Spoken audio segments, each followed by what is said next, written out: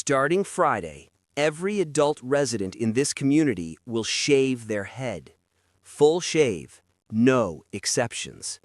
That was how Karen opened the emergency HOA meeting, standing at the front of the room in her bright pink blazer, curly hair bouncing slightly as she spoke like this was a grocery list item.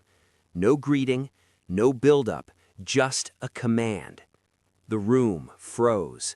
Chairs stopped creaking. Phones stopped scrolling.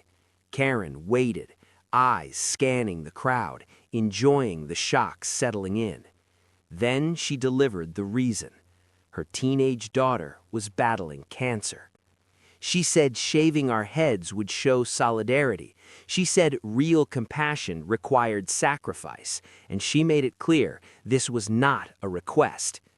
Before we go further, hit like and comment where you're watching from and what time it is right now. Let's see how far this story reaches. Karen had always loved power, but grief had given her a new costume to wear it in. As HOA president, she treated authority like ownership.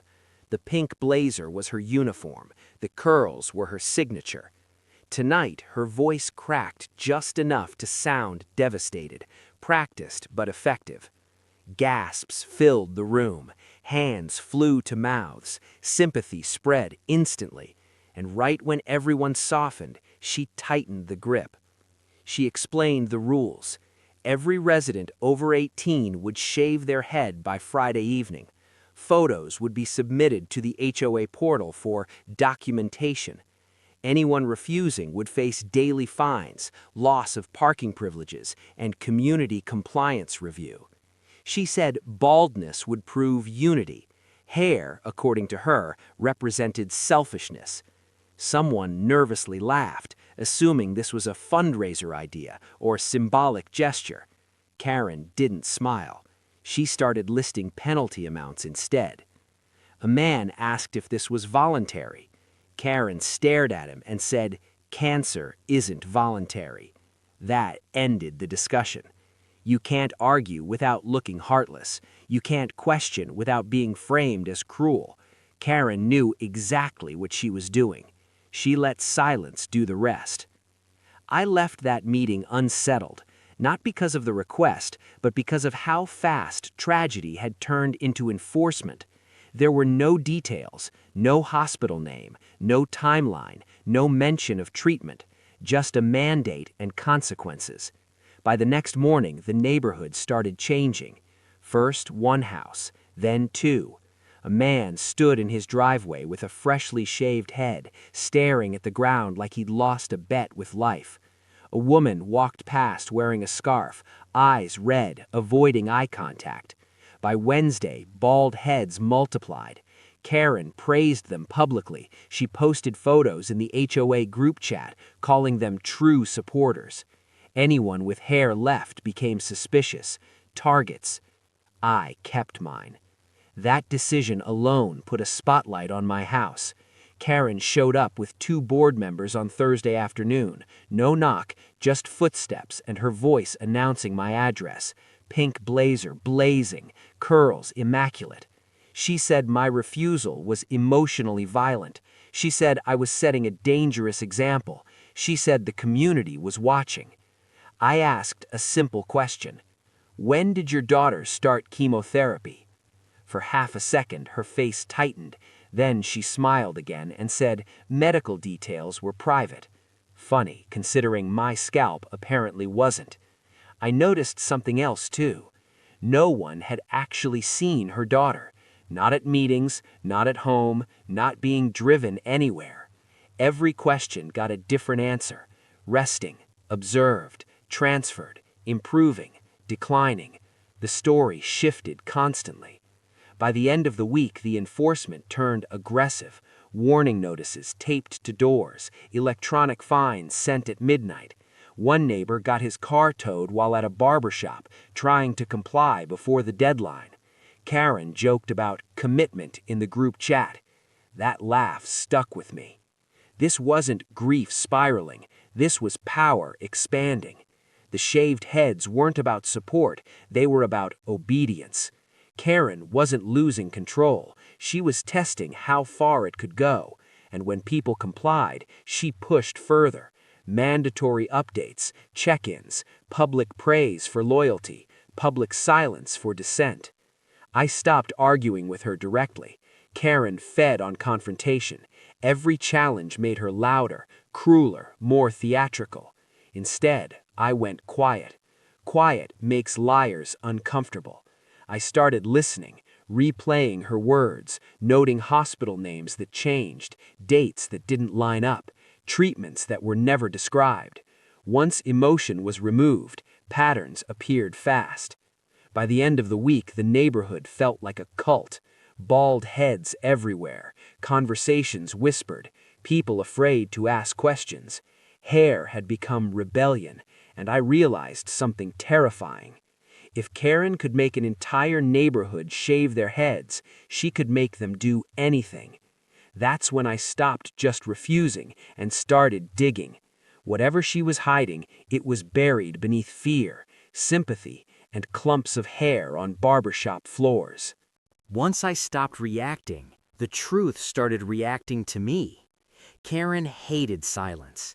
She needed resistance to perform against. Without it, she overplayed her hand.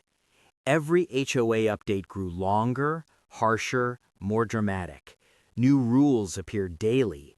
Compliance photos now required timestamps. Support check-ins became mandatory. Anyone already bald had to confirm they hadn't started wearing wigs. She said wigs defeated the purpose. The purpose, apparently, was visibility. Obedience had to be seen. I watched everything. I saved emails, screenshots, audio from meetings. I noted every hospital name she mentioned, every date she contradicted. One week, she claimed her daughter was admitted locally. The next, transferred out of state. Then suddenly recovering, then declining again whenever resistance flared. Cancer, according to Karen, behaved exactly as her authority needed it to. I started with the hospital she mentioned most often. I didn't ask for records. I didn't accuse. I asked policy questions. How diagnoses were communicated, whether chemotherapy would ever begin without written confirmation, how public claims were handled when a medical facility's name was used to justify financial penalties. The woman on the phone grew quiet, then careful. Hospitals don't like their names weaponized. The real crack came from a neighbor, whispered over a fence like contraband. She'd seen Karen's daughter at a shopping center 2 towns over, laughing, healthy, hair untouched, no scarf, no fatigue, no hospital bracelet. That image refused to leave my mind. It didn't match ongoing chemotherapy. It didn't match emergency appeals or enforced baldness. I didn't confront Karen. I waited. The following HOA meeting was packed. Bald heads gleamed under fluorescent lights. Karen walked in late, bright pink blazer sharp as ever, curls bouncing, confidence fully restored. She opened with the same speech, trembling voice, heavy sighs. She claimed doctors had confirmed everything. She said the community's sacrifice was making a difference. Then she announced fines would double for remaining non-compliance. That was my cue. I stood and asked for 1 minute. The board hesitated. Karen smirked. Then the door opened. A man in a plain jacket stepped forward. Calm, professional. He introduced himself as a physician affiliated with the hospital Karen had repeatedly named. He made one thing clear immediately. He was not there to discuss a patient. He was there to clarify what he had not said. The room went silent. Karen's face drained of color. Her curls stopped bouncing. She opened her mouth, then closed it. The doctor spoke carefully. There was no cancer diagnosis, no oncology referral, no chemotherapy. What Karen had been told weeks earlier was that her daughter had swollen lymph nodes. Further tests were recommended. Cancer was considered unlikely. No head shaving had ever been medically suggested or implied. The sentence Karen built her empire on was repeated slowly. Cancer is unlikely. Karen exploded. She screamed about privacy, about cruelty, about betrayal. She threatened fines on the spot. She accused me of harassment, of targeting a sick child. But none of it landed. The performance felt hollow now, desperate. Board members exchanged looks. One quietly pulled up emails, another checked dates. The room had shifted. I called the police. When officers arrived, the doctor confirmed his role.